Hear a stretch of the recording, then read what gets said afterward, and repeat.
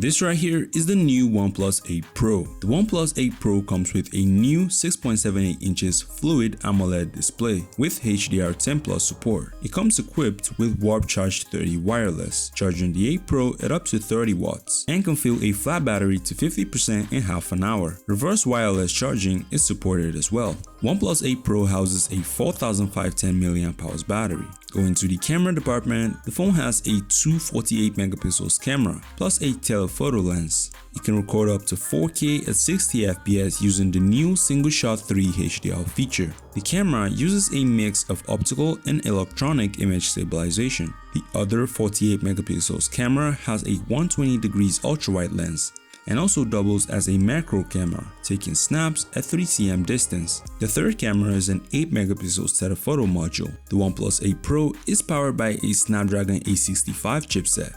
The phone boasts of 5G connectivity. It costs about $899 for the version with 8 gigs of RAM and 128GB of storage. There's one step up from that, which is the 12/256GB option for $999.